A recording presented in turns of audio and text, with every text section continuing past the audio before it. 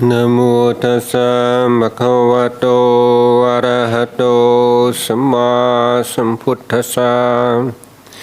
Namo tassa bhagavato arahato samma sambuddhassa. Namo tassa bhagavato arahato samma sambuddhassa. Buddhaṃ Dhammāṃ Saṅghāṃ Gunuttarāṃ Uppacchāyaṃ Nammasāmi.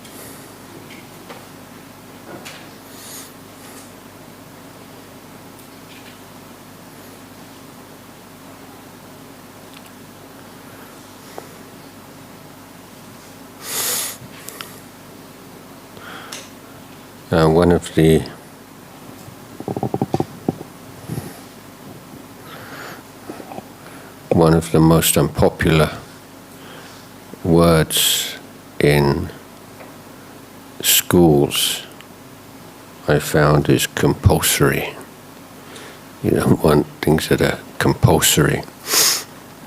When we first started the Torsi school in Bangkok many years ago, can't even remember how many years, 30 years maybe, trying to develop a Buddhist model of education, beginning with kindergarten and primary school. And the meetings we had with teaching staff tended to reveal a split between the older teachers and the younger ones. And the question came up, should meditation retreats be compulsory for the teachers? So this was the proposal, that the teachers at the school should participate in at least one annual meditation retreat.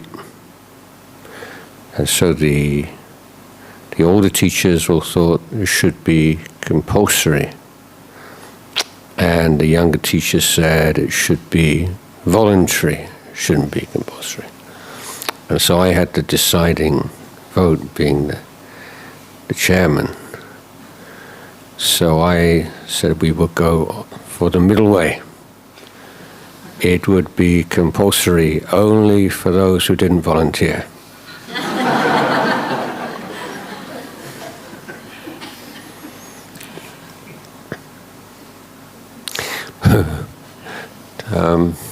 And that's how we decided it.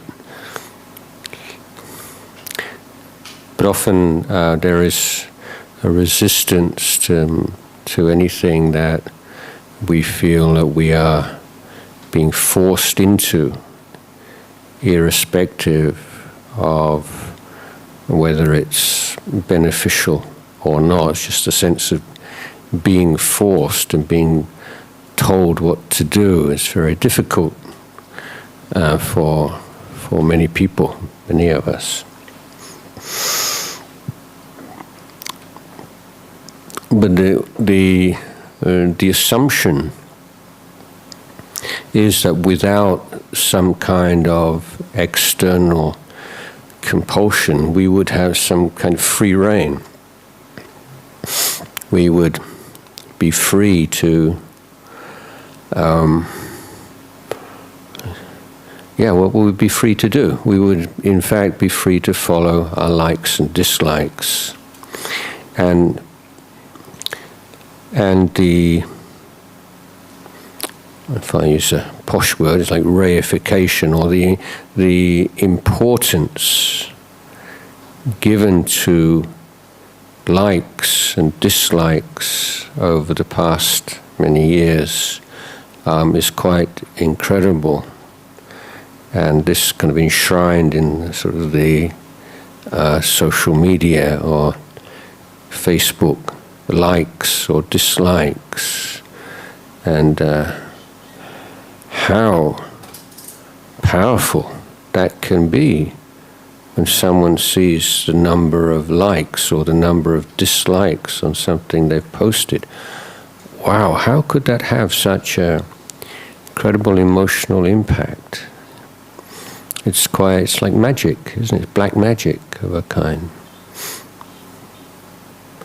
But for ourselves also, this idea that we are who we are is defined by what we like and what we dislike. And people wanting to get to know each other. And they'll say, well, basically, what do you like? What foods do you like? What music do you like? What movies do you like? What do you dislike? So liking and disliking becomes such a huge thing.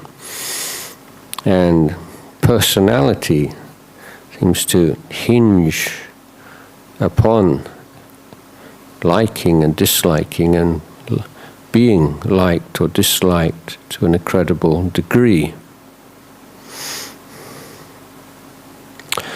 So in practice, it's not surprising that when we apply effort to being mindful of our meditation object with sampajanya, clear comprehension of purpose, of suitability, so on, and when we have the optimum effort, we find that likes and dislikes become more and more wispy and insignificant, eventually pass away. So this is an interesting discovery, meditation, that liking and disliking becomes a distraction and it conceals the truth of things. And that being too tied to what we like and what we dislike, we become constricted. And we are imprisoned by our likes and dislikes. So a phrase we don't hear so much these days, but I used to be very popular, it's like the free world. This is the free world. And when I grew up, there was this image of people in China. They all cut their hair the same way. They all wear these like Mao suits and caps, and they're this is kind of image you had, and they're completely like robots. And we're in the free world, You want to buy a cup of coffee and you can, and you can choose what kind of car you want to drive, and so freedom is basically freedom of consumption, freedom to consume. And again, the idea is there is this kind of independent body who is set free from the restraints of an oppressive government and can make these choices, If I want to drink Coke rather than Pepsi, I can, It's like, you can't stop me. and often being aware of how the choices that you're making, are decided for you. So you're making choices within a very small kind of arc or very small bracket of what is possible. So the free world, the freedom to consume, so it's often artificial choices being made, creating artificial freedoms. And the extent to which we consider our freedom, our identity, our autonomy as being based upon what we like and being able to pursue and consume what we like, and to keep away from what we dislike. This is such a very strong habit and tendency, and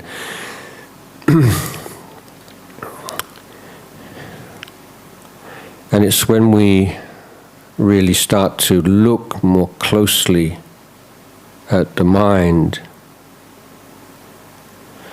then we see that actually likes and dislikes are holding us down. They're not expressions of freedom, they are obstacles to freedom.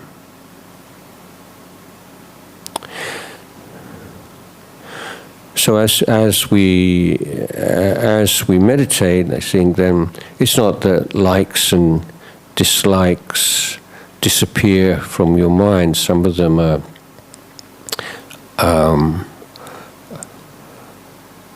have been hardwired since we were kids, particularly like foods.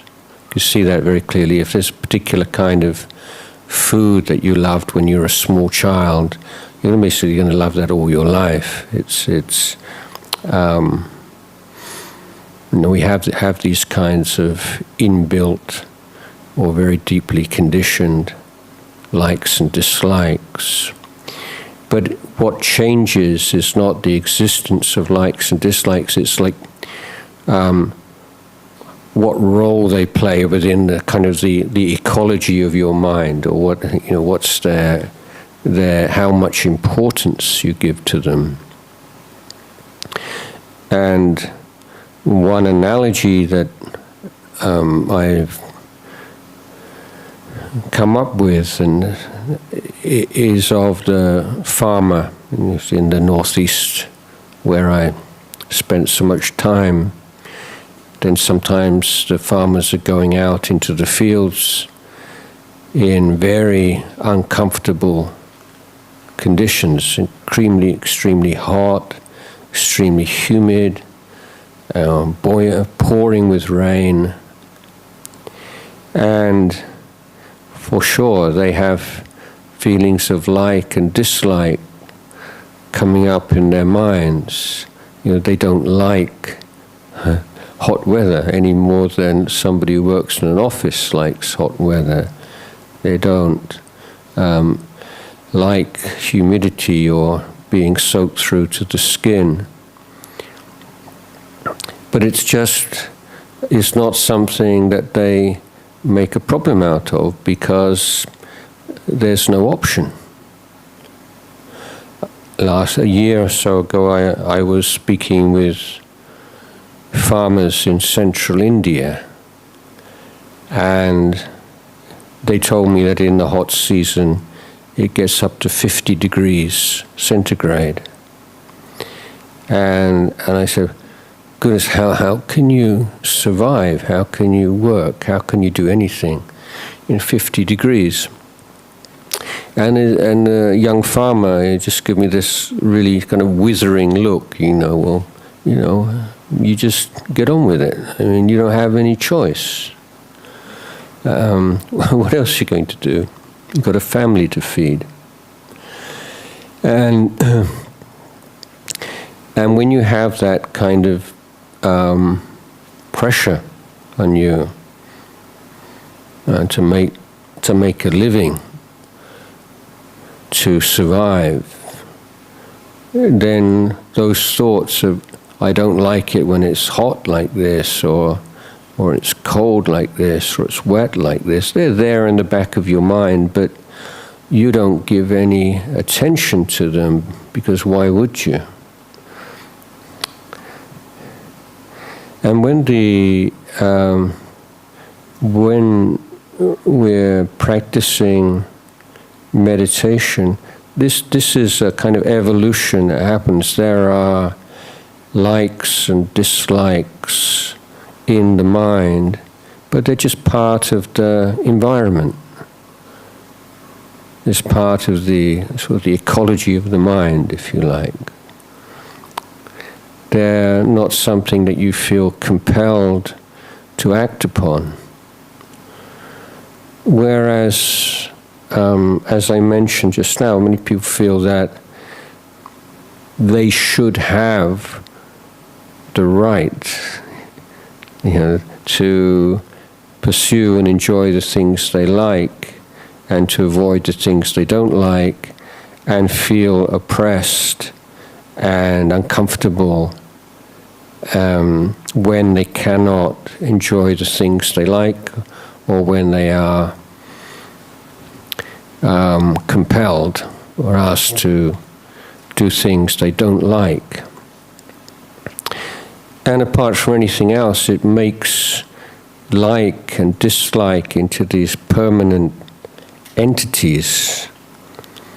And in fact, they're changing all the time. We know, we see in our own lives of other people, so many times when things that we really liked for some time gradually became less enjoyable, and we start to become indifferent to them, or even become averse to them. And again, it's true of physical objects and also of people. So this uncertainty and fluidity and impermanence of like and dislike are invisible to someone who gives them so much importance. So the 5 hindrances to meditation practice, those first 2 correspond to like and dislike. So in the Pali language they are kama chanta and vyapada, usually translated as sensual desire and aversion.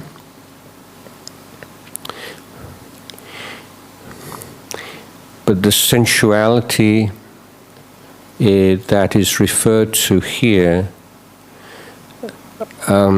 covers a wide spectrum, and it includes the more coarser kinds of sensual desire, sensual passions, sexual desires, but also includes more neutral kinds of desires, and even very subtle expressions of this defilement, which are merely a movement towards something which is experienced as pleasant.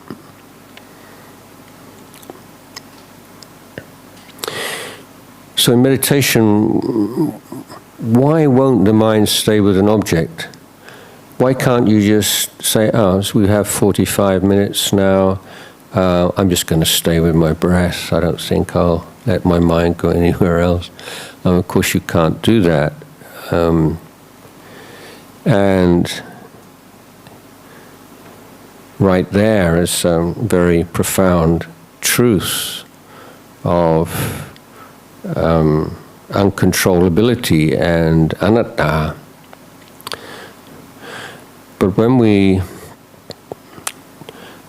give the mind this task of returning to a single object, it reacts, it fights,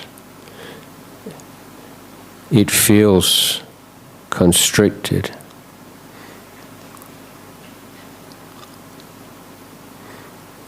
And if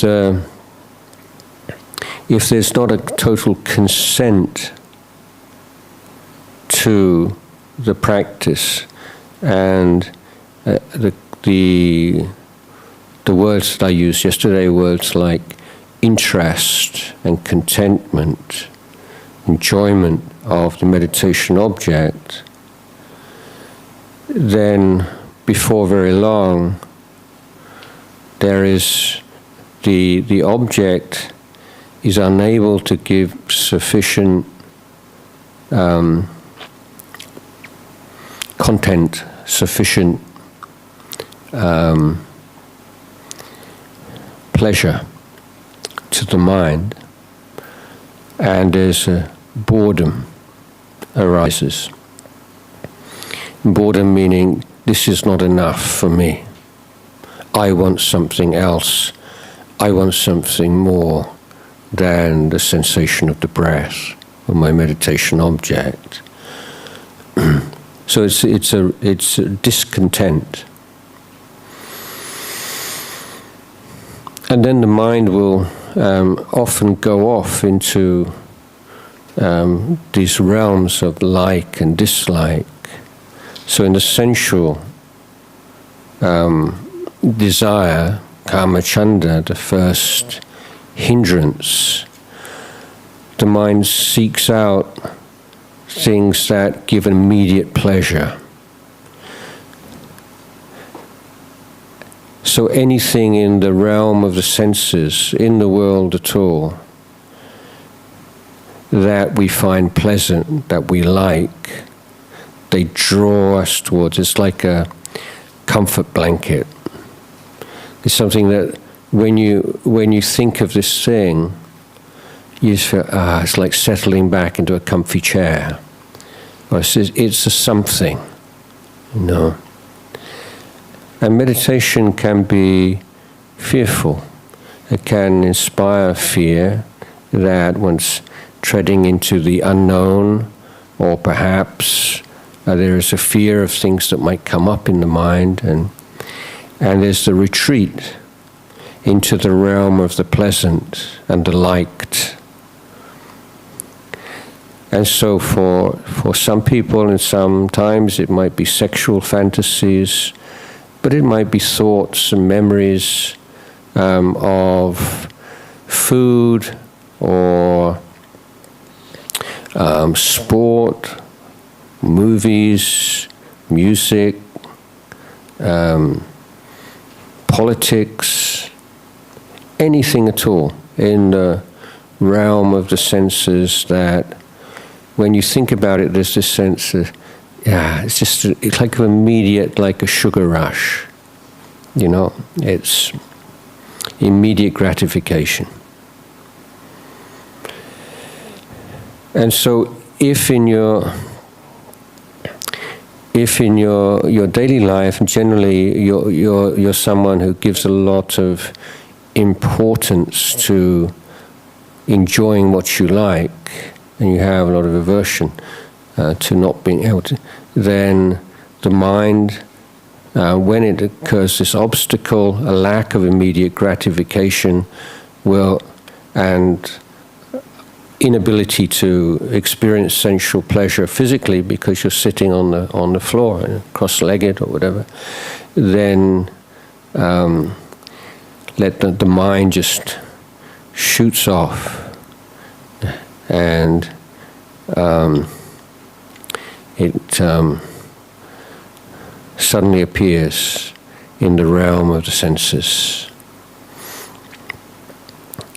And that is one reason we're saying that it's so important to enjoy the breath, enjoy the meditation, be content with that practice, and because without it, there's such a strong tendency to seek that gratification elsewhere, and usually it's in memory or thoughts based upon memory.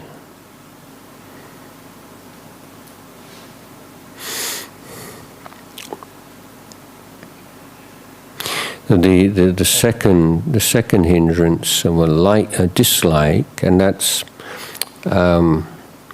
very common also, where the mind just picks up some small irritating factor and makes a story out of it. And it's a realm, it's a world of self-righteousness or aversion, especially if there is an element of being right, and this is wrong, shouldn't be like this, you shouldn't do that. And Ajahn said this and he's still doing it. That kind of judgmental mind, and taking some small negative, seeing what it might be in a meditation hall, it might be the temperature, or whether the doors are open or not, and how hot, how cold it is. The air conditioning is too cool, it's not on enough, and why do the people who sit next to me make that noise when they sit? They don't have to make that noise, they could be a lot quieter than that. There's so many things, an innumerable number of things that you can create a problem and feel averse about, and this sense of dislike. There's also a being averse, being disliked, feeling wronged by something. There's an addictive quality to that as well. As I say, it's like a world that you can be born into. And on a more extreme level, if you've been mistreated by somebody, and there's something that's bearing in your mind, there's something that's carrying around with you, then it will very likely come up in meditation as you relax more. Stuff that you've been holding down and repressing in daily life is very likely to come up, and for the mind to be fascinated by that, and to fall into that world of aversion. When in the description of the mind which is free from the hindrances, and the description of the joy and pleasure that the mind free from the hindrances experiences, they would refer to the joy of seclusion. So that doesn't simply refer to physical seclusion, but it refers to seclusion from like and dislike. This is a really startling discovery in meditation, that the joy of being free from like and dislike is far more profound than the pleasure, enjoyment that one gets from those things.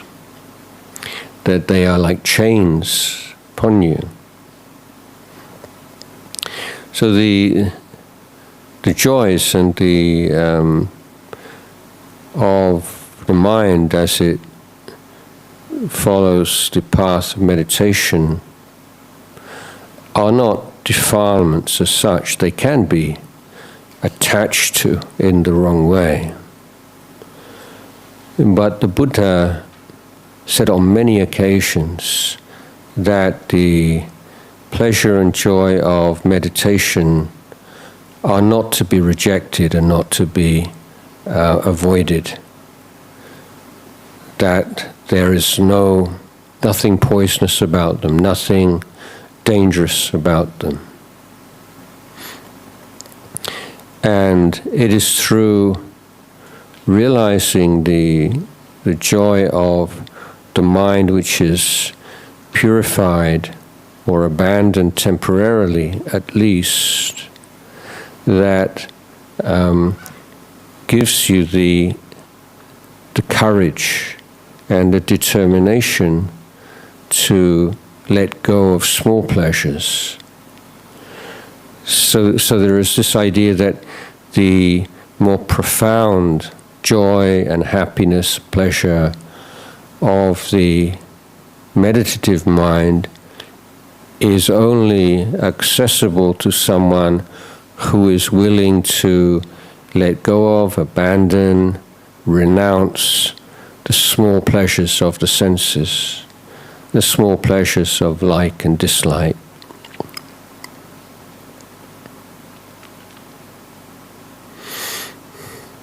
So the similes, very well-known similes of one who has abandoned the hindrances, it's the joy of some. So the first hindrance of liking and indulging in memories and imagination based upon our likes is like being in debt.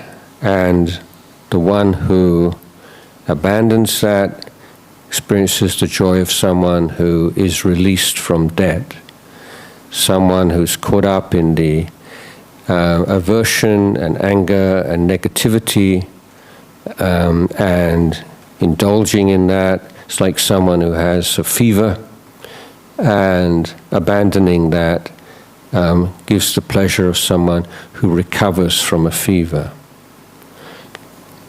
So it's not, in all these cases, it's not that you gain something, but it's something that was causing you suffering disappears. And the third hindrance of sloth and torpor, that's like being in a prison, and abandoning it gives the joy of someone who's released from prison. Mental agitation, worry, is like being a slave, and you can't rest for a minute. So you go over there and you run over there, and it says, "Come back here," and you come back here, and it's your mind just wandering, rushing around from here and there for no purpose, other than the whims of the master of Mara, as in this case. So the freedom from the fourth hindrance is like the freedom of this released slave, no longer a slave.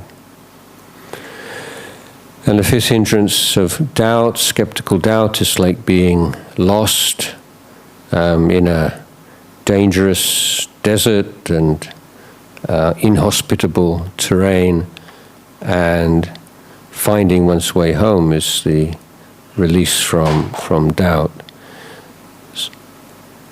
So in every case there is a joy that arises from letting go of the hindrance, which far exceeds the dubious pleasure of holding on to those hindrances. But those hindrances are all there in the mind because one part of us wants them to be there. And that's why we have to use some wisdom. We can't just blast the hindrances out of the mind with this sort of super samadhi power. That will lead to miccha samadhi, wrong samadhi, not samadhi that will result in wisdom. So it would be the sort of rock holding down the grass kind of samadhi.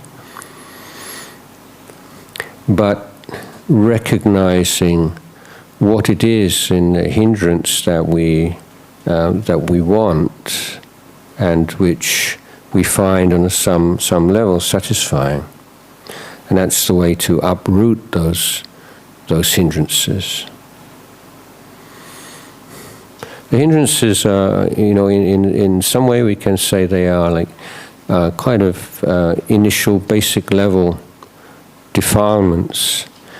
But then there are also suttas in the Tipitaka where the Buddha is giving these long causal chains of mental states, and with the paticca samuppada, it can sometimes give the impression of ignorance as like a first cause, so the ultimate cause. But the Buddha said, and ignorance too has its conditioning factors, and what are the conditioning factors for ignorance, or avijja, is the 5 hindrances. So from those teachings, these 5 hindrances are not small, sort of basic stumbling block defilements. They have a very large role to play in the suffering or the freedom from suffering of human beings.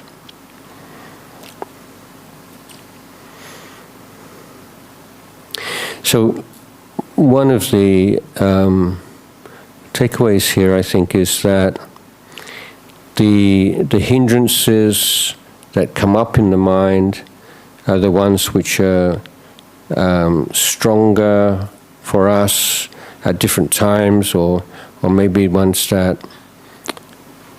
we experience more than other people. It varies from person to person due to personality factors, other kinds of factors. But we are encountering patterns and conditioned phenomena which are playing out in our daily life, and working on them in meditation helps us to recognize them and to abandon them in daily life.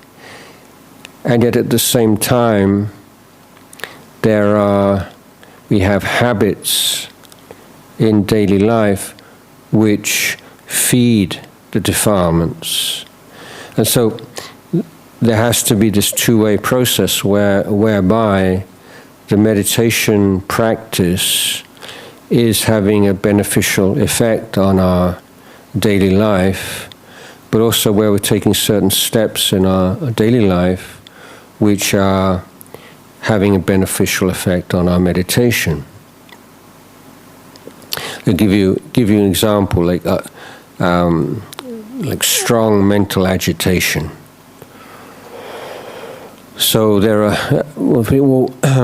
often questions that come up. How do I deal with mental agitation in meditation? And there are techniques, of course, but mental agitation actually has a beneficial role to play, and is somewhat similar to physical pain, in that nobody enjoys physical pain, of course, by its very nature, but it's a good thing, isn't it? Because it's a sign, it's an indication that there's something wrong with our body and that we need to see to it. So if we had no physical pain, that might seem quite an enchanting idea, but it would be dangerous, wouldn't it? So it has a role to play.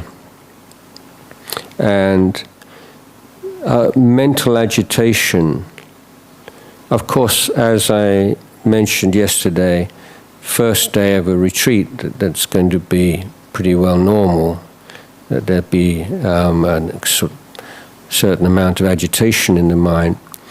But if it's something that's like long-term, and whenever you meditate, it's not just a matter of finding a good technique to deal with it, but just as physical pain indicates an abnormality of the body, mental agitation is an indication of some abnormality in the way you're living your life in the world, and you can't separate them. In particular, if you're just taking too much information into your brain every day, and your mind adjusts to that, it becomes information addicted mind, information junkie mind. And so a retreat or some time where you consciously reduce the information coming into your mind, you're not looking at your telephone anymore, then it's like, being deprived of a drug. And there's a very strong reaction to it. So if this is a continual problem throughout, a long period of really intense mental agitation, then we have to think about making changes in daily life, particularly in terms of the input, the amount of information that is coming into our brain, and finding ways of restraining the senses. Restrain the senses being having a more efficient filter of what we allow into our mind. So these days people can be very conscious and very careful about things they put into their body, foods, and avoiding highly processed foods or this kind of food and that kind of food, and taking a lot of supplements, and being very mindful of what goes into their body. And yet at the same time we're very heedless about what comes into their mind in terms of what they look at, what they listen to, their conversations, what they talk about. So all these things easily feed the hindrances, and in this case the fourth hindrance. So we talk about formal meditation and more informal daily life meditation, but really in practice these things are so intertwined and affect each other so intimately. But with the formal meditation, we are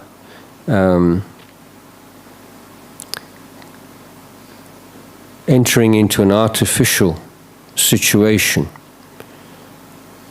where we set up the conditions as far as possible to facilitate the practice of mindfulness, as far as possible to minimize the obstacles to being mindful and maximize the supporting conditions. This is what defines the environment in a monastery or a meditation center.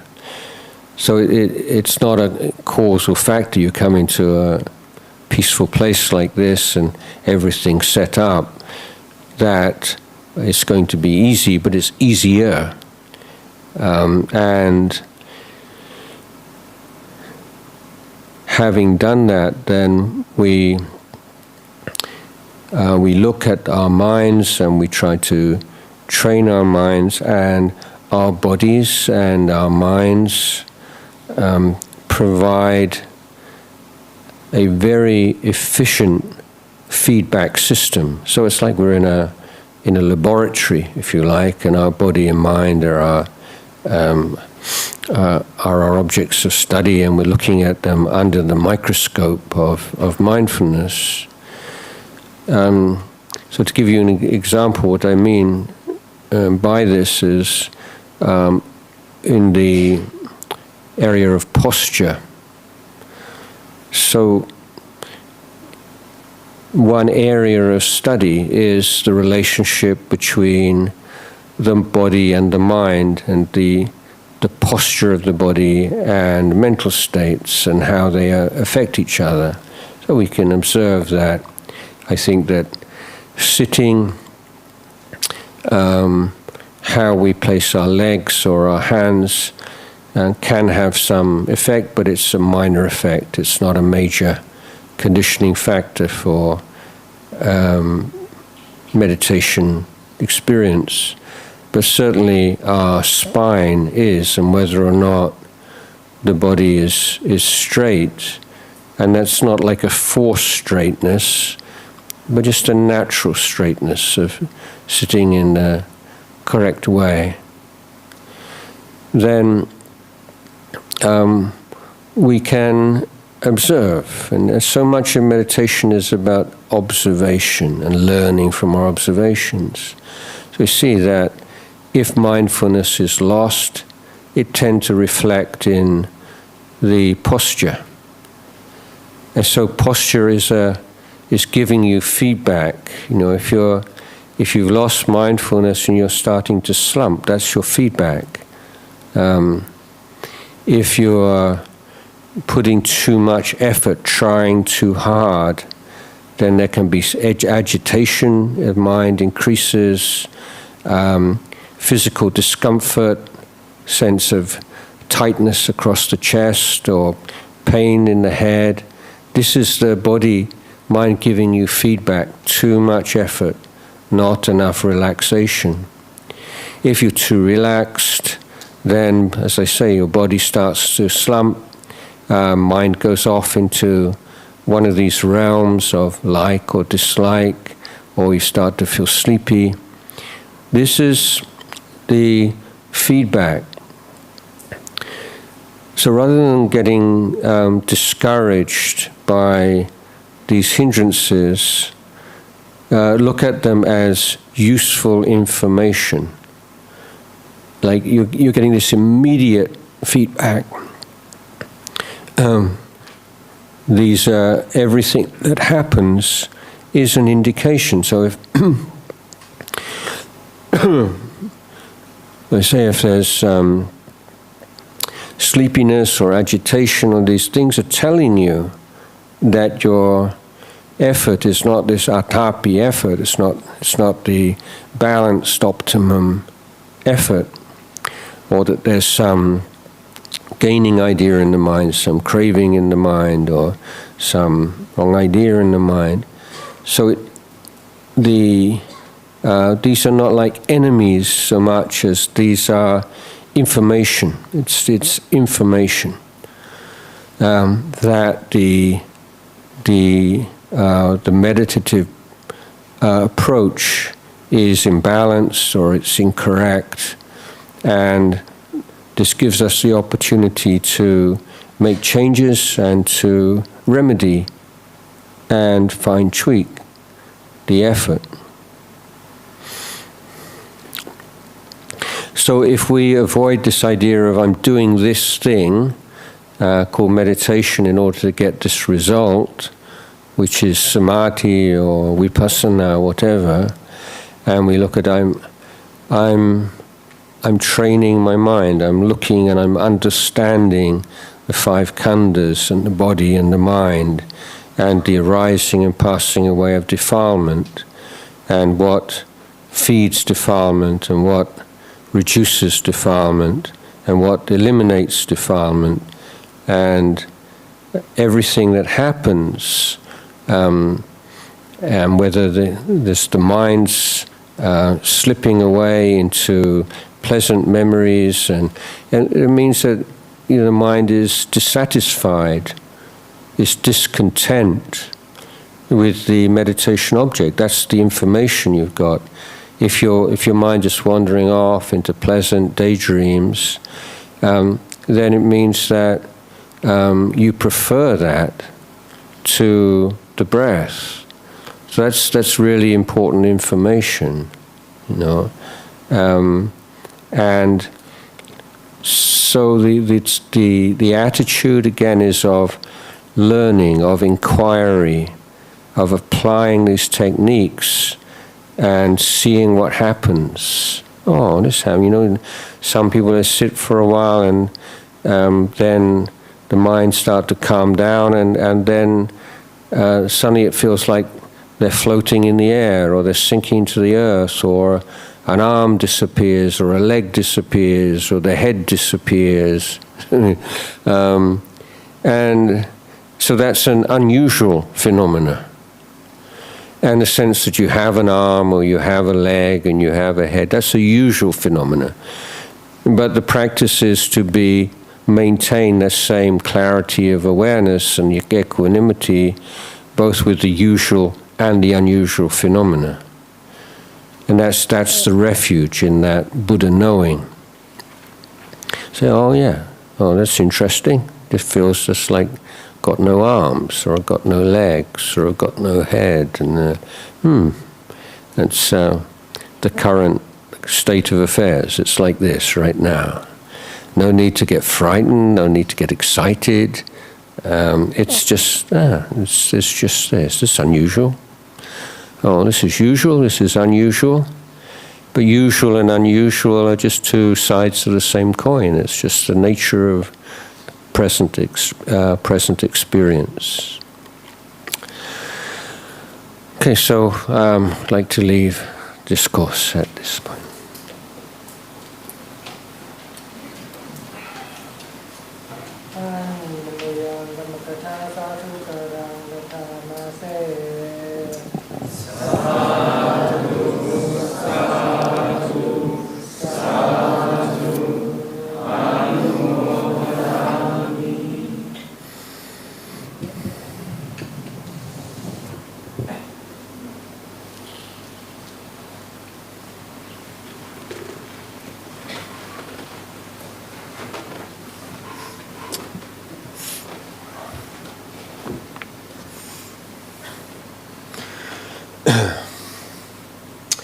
Arahang Samma Sambuddho Bhagava Buddhang Bhagavantang Abhivademi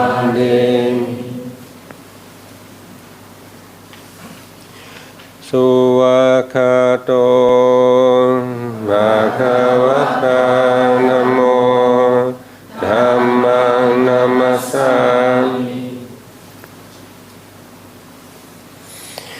Supatipanno Bhagavato Sāvaka Saṅgho Saṅghang Namami.